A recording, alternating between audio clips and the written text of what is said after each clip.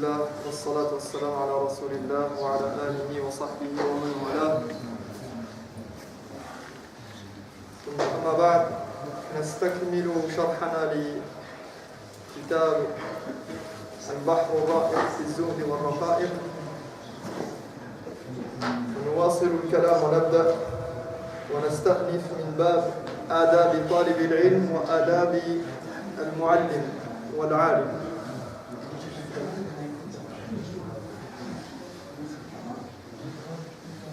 On reprend à partir du chapitre qui s'intitule Adab Talib al-Ilm, les bonnes manières et le bon comportement relatif à l'étude de la science religieuse et que doit avoir l'étudiant en sciences religieuses, et les bonnes manières également relatives aux professeurs et à tout ce qui encadre le cours. Et je vais essayer on risque de ne pas tout lire en ce qui concerne cette partie, parce que j'aimerais bien arriver à la partie suivante rapidement, qui concerne tout ce qui touche au cœur, parce qu'il s'agit de Tazkiyat al-Nafs, de l'éducation spirituelle et la purification de l'âme. Et j'aimerais bien qu'on arrive à cette partie rapidement, mais on va essayer c'est important de s'attarder un peu quand même malgré tout sur ce chapitre et d'en tirer profit, Inch'Allah ta'ala. قال ابن المبارك: نحن إلى قليل من الأدب أحوج منا إلى كثير من العلم. Abdullah ibn al-Mubarak a dit: nous avons plus besoin qu'on nous enseigne un peu les bonnes manières qu'une grande quantité de savoir. Nous avons plus besoin qu'on nous inculque comment se comporter en toutes circonstances avec autrui, dans la mosquée, lors des cours, avec les plus vieux, avec les plus jeunes, entre nous, que d'avoir une grande quantité de savoir et de nous enseigner tout un tas de choses. Ça, c'est Abdullah ibn al-Mubarak, ce grand savant et ce pieux parmi les prédécesseurs, qui disait ça. Wal adab zinatul ilm wa rawnaquhu. Les bonnes manières, c'est ce qui embellit le savoir.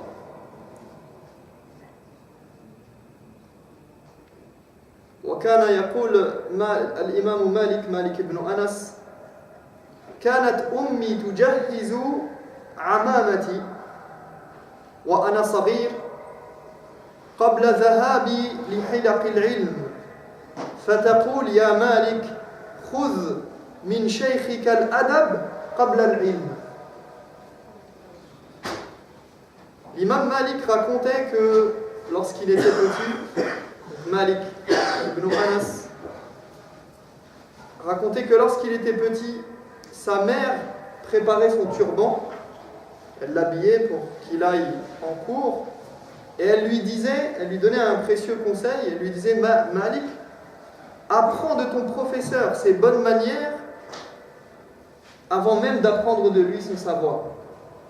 Apprends de ton professeur la manière de parler, la manière de se comporter, la manière de s'asseoir, apprendre de lui comment il voit les choses, comment il traite avec les autres, avant même d'apprendre quoi que ce soit de lui. Et parce que l'ilm nafi', le savoir utile, eh bien, il doit générer normalement un bon comportement et des bonnes manières chez l'étudiant. وقلة الأدب قبيحة من كل مسلم. قلة الأدب قبيحة وهي أشد قبحا في طالب العلم.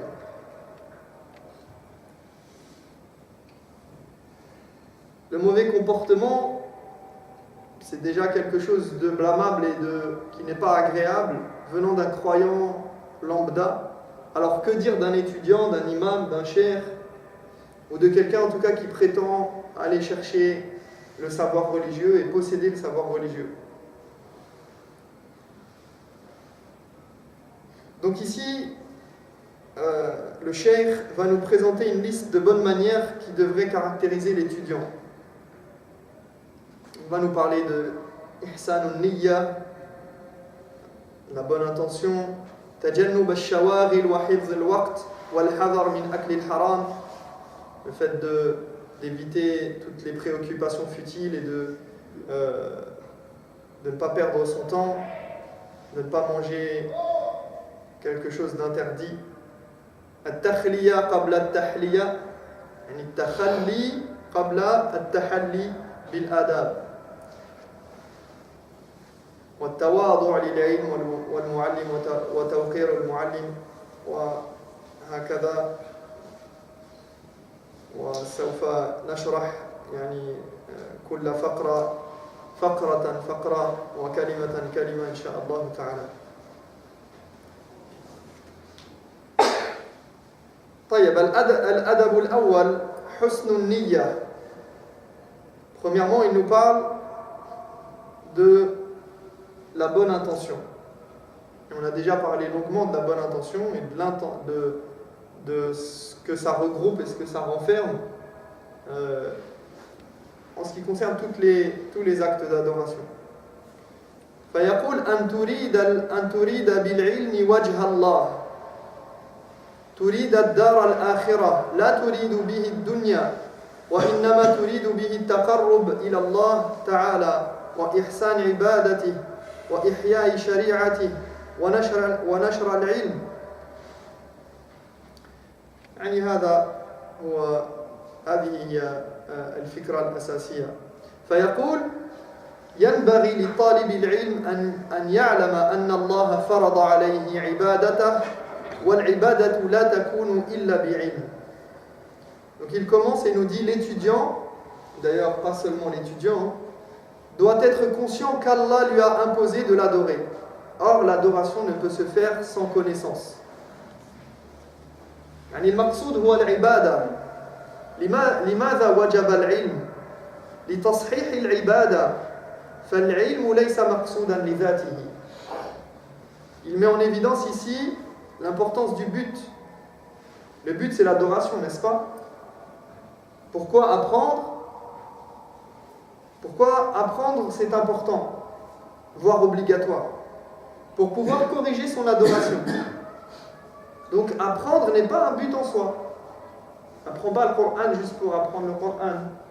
On n'apprend pas à faire la salade juste comme ça pour savoir et dire je sais différencier as-sunan wa al-ahkam, les règles relatives à la salade.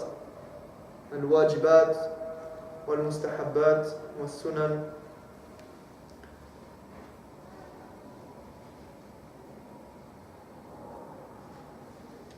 ثم العلم نفسه قد يكون عبادة إذا استحضر فيه صاحبه النية هو قربة وعبادة.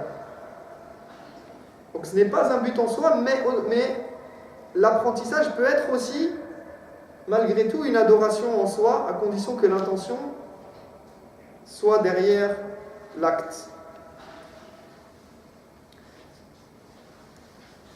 ثم يقول والمؤمن لا يحسن به الجهل. Il nous dit il ne convient pas que le croyant, d'une manière générale, soit ignorant. Il ne convient pas que le croyant soit un ignorant, quel que soit le domaine. Et l'ignorance, c'est un défaut, n'est-ce pas? C'est une tare. C'est pourquoi si vous prenez n'importe qui sur terre, même le plus ignorant des ignorants, il n'aimera pas qu'on le traite d'ignorant. Même s'il est le plus ignorant de tous, si on lui dit tu es un ignorant, c'est pas quelque chose qui va lui plaire, n'est-ce pas? Donc, le croyant, et a fortiori l'étudiant, eh bien, il doit faire en sorte d'enlever cette ignorance qui peut le caractériser parfois. Et souvent d'ailleurs, parce qu'à la base l'être humain, il est quoi? Il est savant ou ignorant? l'homme? Alim ou jahil? Jahil. L'être humain est ignorant. Seulement, il doit passer par l'apprentissage pour faire disparaître cette ignorance. Wallahu akhrajakum min butuni ummahatikum la ta'lamuna shay'a. Allah vous a fait sortir du ventre de vos mères totalement ignorant. On est sorti bébé, n'est-ce pas? Quand tu étais petit. D'accord? Tu ne savais pas marcher, tu ne savais pas parler. D'accord, on sort du ventre de nos mères ignorant, totalement ignorant. La moindre chose, on n'est pas capable de la faire, sans qu'on nous guide, sans qu'on nous apprenne, sans qu'on nous dise voilà comment il faut faire. Et on apprend avec l'âge, avec l'expérience. Donc il ne convient pas que l'étudiant soit ignorant. فطلبه للعلم لينفي عن نفسه الجهل وليعبد الله كما أمره وليس كما تهوى نفسه. Donc ainsi, il étudie afin de réduire son ignorance et d'adorer Dieu comme il l'a ordonné, non pas selon ses propres désirs. Car les désirs peuvent intervenir dans l'adoration elle-même et la fausser, l'altérer. L'un, il prie comme ça, il dit, voilà, moi j'ai envie de prier de cette manière. L'autre, il va jeûner de cette manière. L'autre, il va faire le pèlerinage d'une autre manière. Comme il a envie. Ça lui plaît. Mais on lui dit, non, c'est pas comme ça. Le prophète, alayhi salatu wassalam, faisait de telle et telle manière. Mais il peut avoir une envie de faire les choses à sa façon, comme il l'entend, comme il pense que c'est. Mais il doit apprendre pour corriger son adoration et adorer Allah subhanahu wa ta'ala comme il se doit.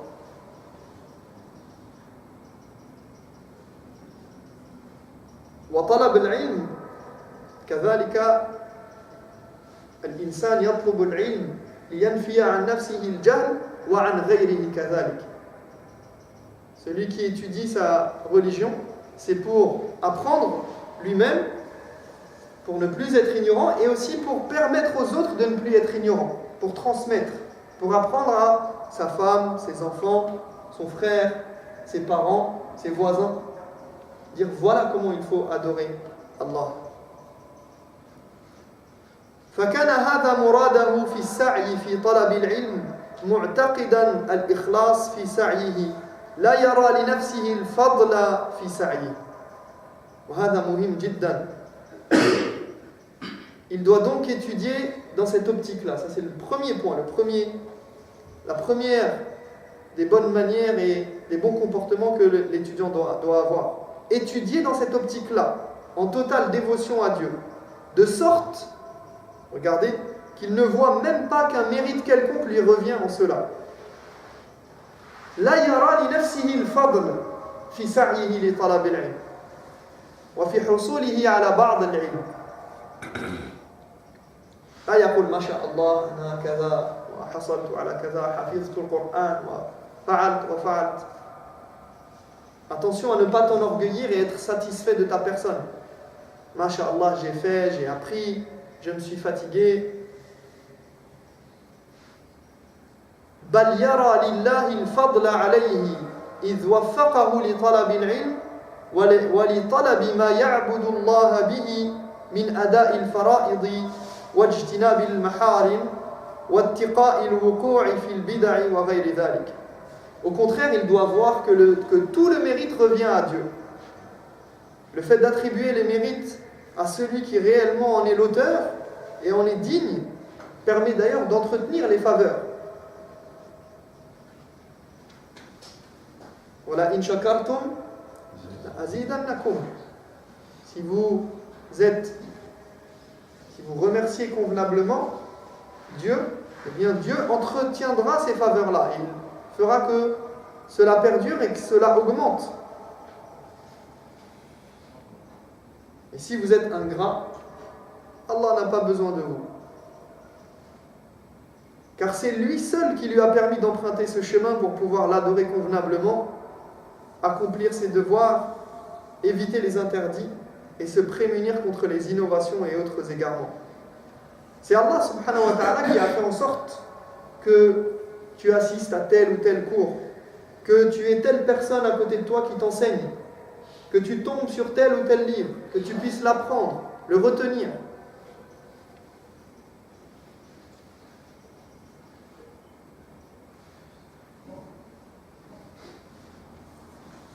Donc il dit au contraire, il doit voir que tout le mérite revient à Dieu, puisque c'est lui qui lui a permis d'entreprendre l'étude de sa religion et donc d'étudier ce qui lui permet de l'adorer, en s'acquittant de ses devoirs, en évitant les interdits et les innovations religieuses. L'étudiant, il doit se réjouir de cette faveur qui lui est accordée. Habituellement, lorsqu'on reçoit une faveur, quelle qu'elle soit, un cadeau, un présent, un bien, quelque chose de bien qui nous arrive, eh bien, qu'est-ce qui se passe ? On se réjouit, n'est-ce pas ? On est heureux. Mais souvent, on oublie de se réjouir de l'essentiel et de faveurs bien plus importantes. Tout d'abord, Allah subhanahu wa ta'ala t'a octroyé une énorme faveur. C'est quoi ? L'islam, l'iman. Manna alayka bil iman, wa bil islam, wa bil istislam, wa bi ta'atihi, wa bi ibadatihi. Ensuite, il t'a complété cette faveur en te donnant la possibilité de quoi ? D'apprendre ta religion. قُلْ بِفَضْلِ اللَّهِ وَبِرَحْمَتِهِ فَبِذَلِكَ فَلْيَفْرَحُوا هُوَ خَيْرٌ مِمَّا يَجْمَعُونَ.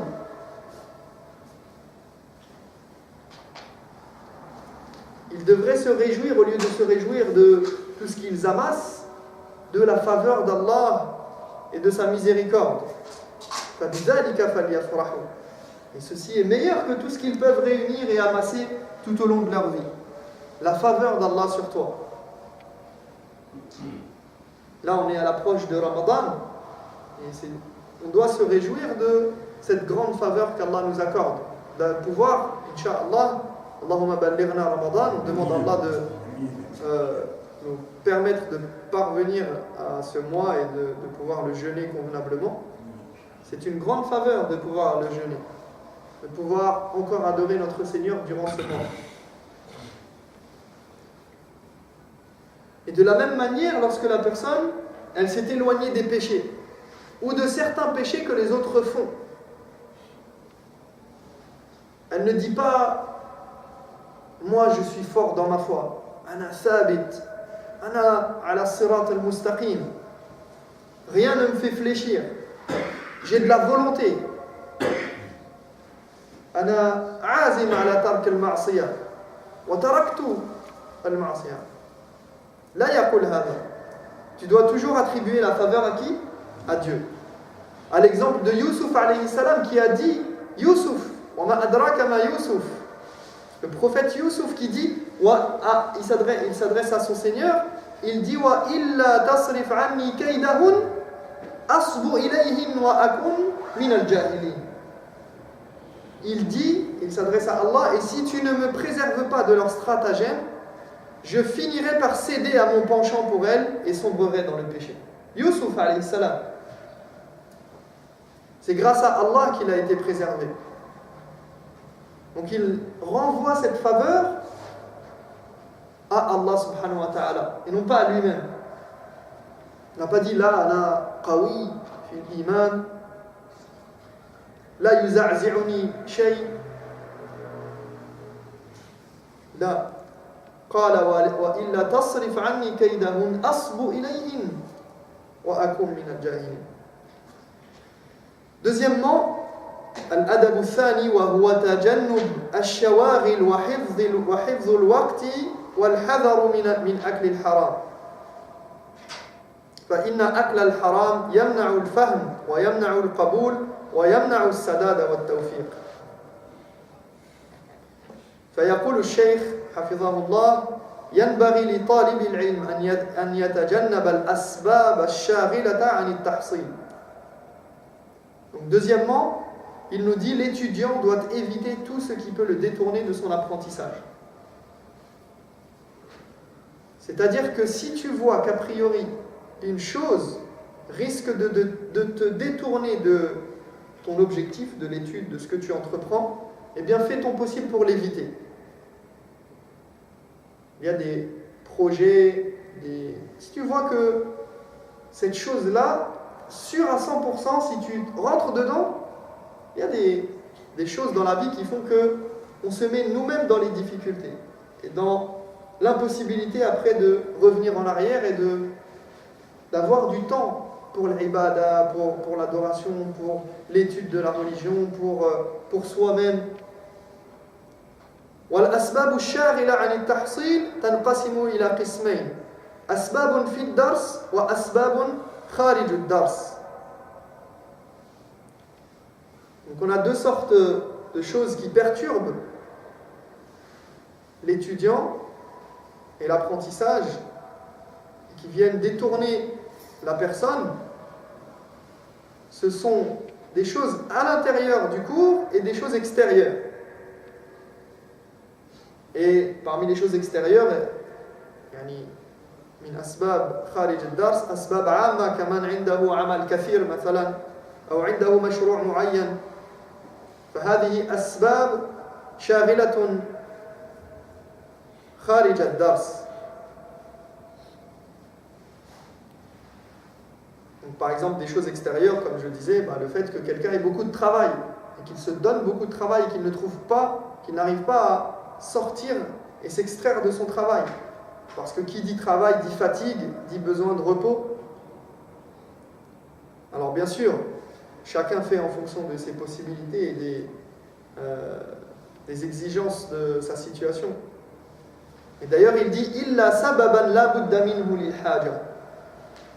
Il dit l'étudiant doit éviter tout ce qui peut le détourner de son apprentissage dans la mesure du possible. Donc à l'exception de ce qui est impératif et dont il ne peut se soustraire.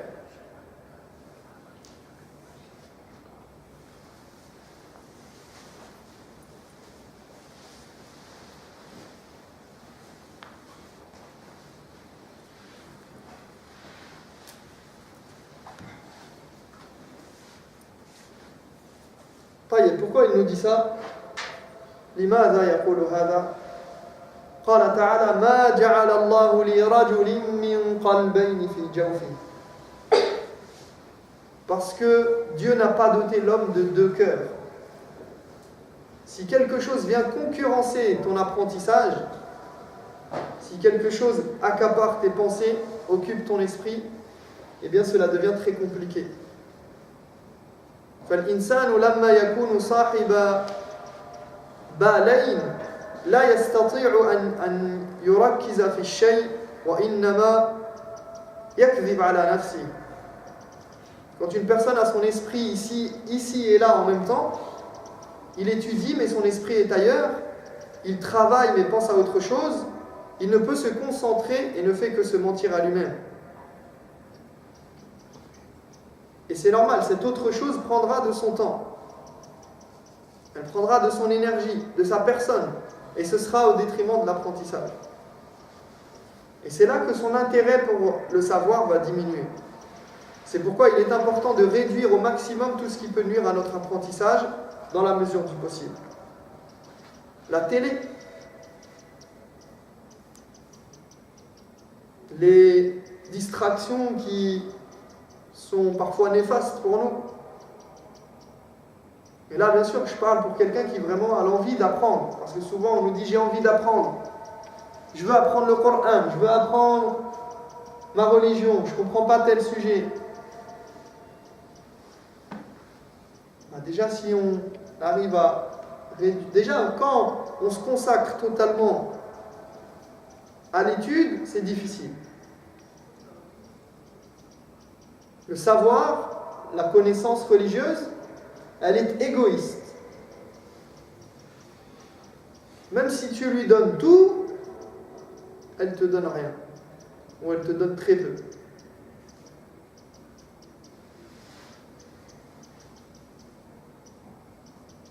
Parce que si vous regardez bien, il y a plein de choses dont on pourrait se passer, si ce n'était à cause de la faiblesse de notre foi, plein de choses dont on n'a même pas besoin. Certains passent des heures et perdent du temps dans des choses futiles, inutiles, secondaires, voire mauvaises pour eux. يقول مهما توزعت الفكرة قصرت عن درك الحقائق ولذلك قيل العلم لا يعطيك بعضه حتى تعطيه كلك.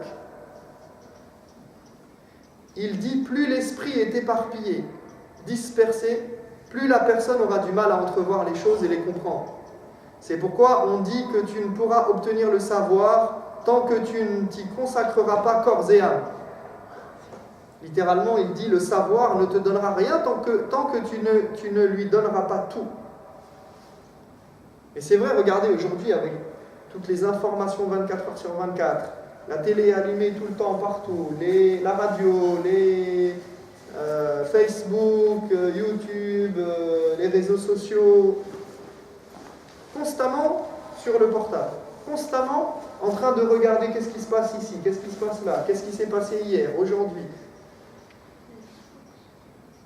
On est envahi par les informations.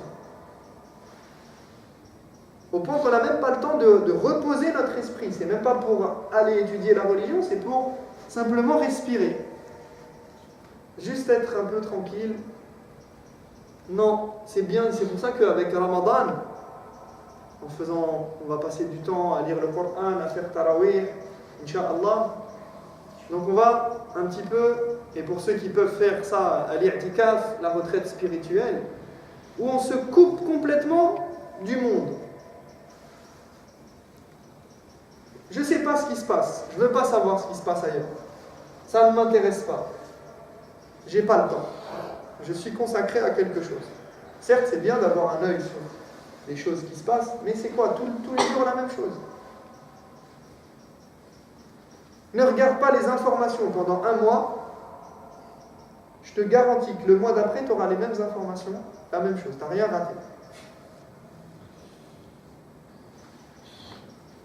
Quand on étudie la vie de certains savants, on voit que parfois même les choses les plus essentielles pour vivre, nécessaires, deviennent pour eux des obstacles. On a l'exemple de Ibn Aqil qui disait que lorsqu'il mangeait, il se sentait mal car il voyait qu'il perdait du temps. Il mange, même on sait que certains comme l'imam Ahmad ou d'autres, vous savez à l'époque c'était difficile d'avoir, on n'avait pas les stylos, les papiers comme ça qu'on pouvait avoir facilement.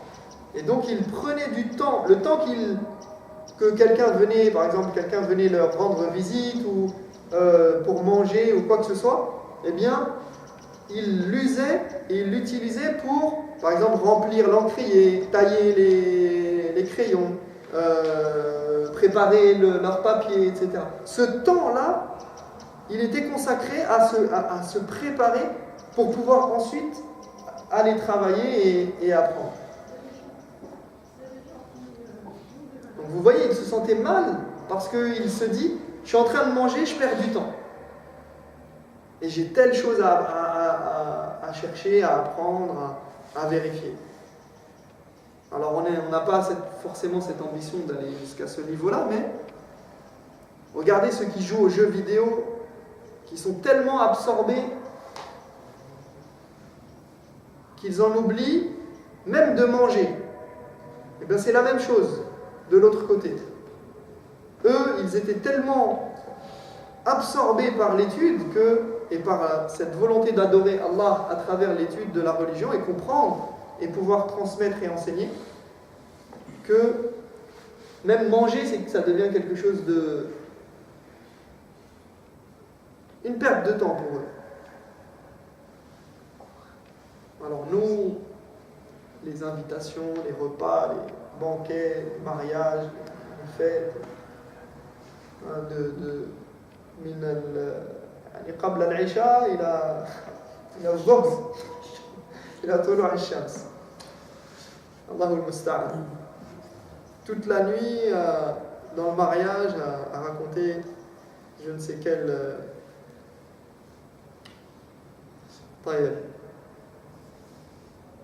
Bon, après, on peut parler de certaines causes qui détournent l'élève, mais il y a beaucoup de choses.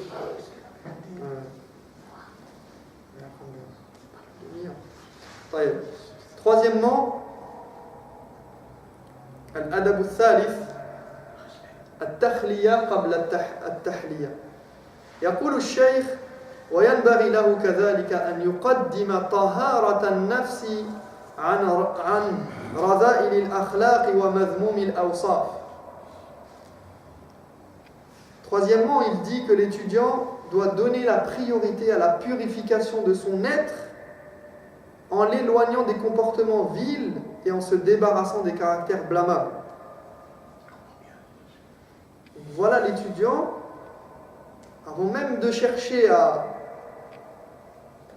engranger, apprendre des connaissances, eh bien, il doit chercher à purifier. Bien sûr, il va se purifier à travers cette étude, normalement, mais c'est ce sur quoi il doit se concentrer et il doit donner la priorité.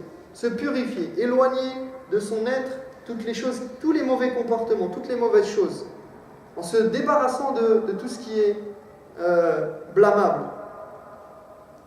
قال تعالى: قد أفلح من تزكى وذكر اسم ربه فصلى بل تؤثرون الحياة الدنيا والآخرة خير وأبقى إن هذا لفي الصحف الأولى صحف إبراهيم وموسى. Donc Allah subhanahu wa ta'ala nous dit: bienheureux l'homme au cœur exempt de toute souillure. Bienheureux l'homme qui s'est purifié. قد أفلح من تزكى. Et regardez, il dit: وذكر اسم ربه فصلى. ذكر اسم ربه فصلى. هذان الركنان أساسيان لتزكية النفس. ركن تزكية النفس الذكر والصلاة. Donc il dit que celui qui se purifie, eh bien, il sera bienheureux et qui se rappelle de son Seigneur et accomplit la prière. Et ce sont les deux piliers de la purification. Le rappel d'Allah, la mention d'Allah et le fait de se souvenir de Dieu constamment, et la prière. Ce sont les deux piliers de la purification de soi. C'est pour ça que l'homme, le croyant, le mu'min, il doit tout le temps se rappeler Allah subhanahu wa ta'ala et se rapprocher de son Seigneur par as-salat, par la prière. قد أفلح من تزكى وذكر اسم ربه فصلى. Mais hélas, vous donnez la préférence à la vie de ce monde alors que la vie future est meilleure et plus durable. Et il nous dit: inna hadha, c'est vérité, hadi al-haqiqa, que celui qui se purifie est le bienheureux, se trouve déjà inscrite dans les écritures anciennes, dans les rouleaux d'Ibrahim et de Moussa, Abraham et Moïse. Et regardez le plus long serment fait par Allah subhanahu wa ta'ala dans le Coran pour témoigner d'une chose, le plus long serment. أقسم الله تبارك وتعالى والقسم الأطول في القرآن: en vérité, l'homme qui purifie son âme sera sauvé. قد أفلح من زكاها. Vous savez, quand Allah, dans le Coran et surtout dans les petites sourates, souvent Allah commence par un serment. Wad-duha, wal-asr. D'accord ? Il commence par jurer par des choses tangibles, par la création. Et il jure pour montrer, souvent c'est pour attirer l'attention sur cette créature, sur cette chose-là, mais souvent c'est pour, toujours d'ailleurs quand il jure, c'est pour nous amener, il jure par quelque chose, sur quelque chose, à propos de quelque chose. Et cette chose-là, elle est donc précédée d'un serment pour nous dire attention à cet élément-là, il a une importance particulière. Donc ici il dit قال تعالى والشمس وضحاها والقمر إذا تلاها والنهار إذا جلاها والليل إذا يغشاها والسماء وما بناها والأرض وما طحاها ونفس وما سواها فألهمها فجورها وتقواها قد أفلح من زكاها. Il dit par le soleil et son premier éclat, par la lune quand elle lui succède, par le jour quand il éclaire le monde, par la nuit quand elle l'obscurcit, par le ciel et son édification, par la terre et son nivellement, par l'âme et celui qui l'a façonné harmonieusement et qui lui a inspiré ses mauvaises actions, son libertinage et sa piété. Donc, tout cela, il jure par tout cela, toutes ces choses qui font partie de la création. Et d'ailleurs, il a parlé, vous remarquerez, qu'il a parlé de tout ce qui constitue l'univers, le soleil, la lune, le jour, la nuit. D'accord ? Et vous voyez l'alternance, soleil, lune, jour, nuit, ciel, terre. Et ensuite, il nous parle de quoi directement ? L'âme. Et l'âme, elle se trouve entre deux chemins, le libertinage et la piété. فَأَلْهَمَهَا فُجُورَهَا وَتَقْوَاهَا الْفُجُور وَالتَّقْوَى. Donc, un-nafs بَيْنَ الْفُجُور وَالتَّقْوَى. Et il termine, après avoir parlé de tout ça, en nous disant قَدْ أَفْلَحَ مَنْ زَكَّاهَا. En vérité, l'homme qui purifie son âme sera sauvé, et celui qui la corrompt sera réprouvé. Donc on doit se concentrer encore plus sur la purification de notre être que sur l'étude de la religion. D'ailleurs, encore une fois, l'étude de la religion, elle est là pour nous aider à purifier notre être. Et de la même manière que tu te purifies avec l'eau avant d'entamer ta prière. N'est-ce pas ? تتوضأ قبل الصلاة فتزكي نفسك قبل العلم والتعلم إذ العلم عبادة القلب وصلاة السر وقربة الباطن إلى الله تعالى. Il nous dit, il doit donner la priorité à la purification de son être en l'éloignant des comportements vils et en se débarrassant des caractères blâmables, car le savoir, c'est l'adoration du cœur, la prière secrète et l'élan intérieur vers le Seigneur. وكما لا تصح الصلاة التي هي وظيفة الجوارح الظاهرة إلا بتطهير الظاهر عن الأحداث والأخباث فكذلك لا تصح عبادة الباطن وعمارة القلب بالعلم إلا بعد طهارته عن خبائث الأخلاق وأنجاس الأوصاف.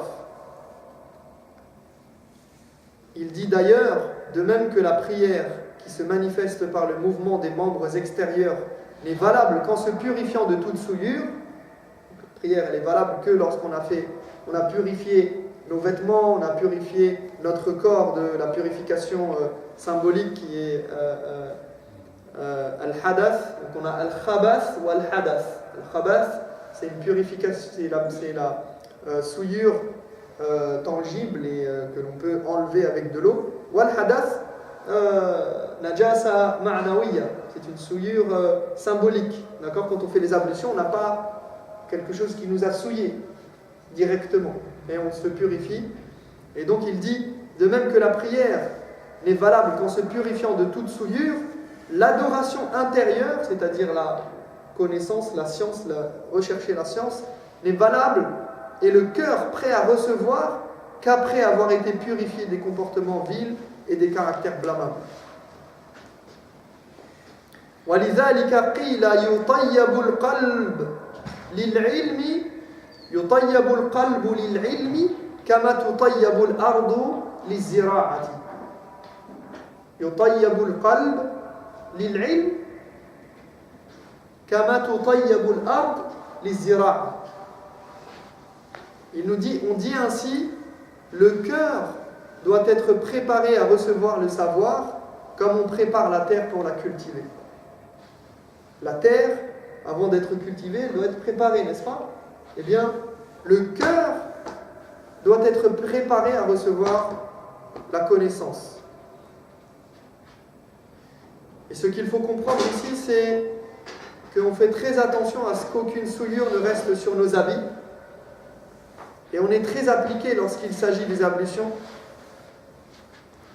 Quand on va faire la salade, on fait attention à nos habits, est-ce que j'ai bien fait mes ablutions, au point que certains, ils exagèrent à refaire les ablutions 3-4 fois pour être sûr de ne pas avoir oublié quelque chose. Mais alors pourquoi on ne fait pas de même avec al-ghiba, wal-namima, wal-takabbur, al-khuyala, wal-hasad, wal-baghda? Pourquoi on ne fait pas de même avec la médisance, l'orgueil, la jalousie, la méchanceté, la vanité? Qu'est-ce qui est plus grave? Cette souillure ou bien la souillure du comportement? La souillure qu'on peut avoir sur un habit ou bien la souillure qui provient de notre cœur?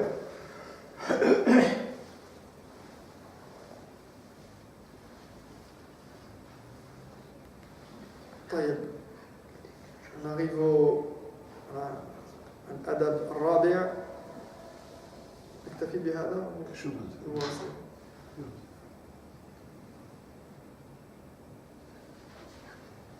طيب ربما نكتفي بهذا القدر.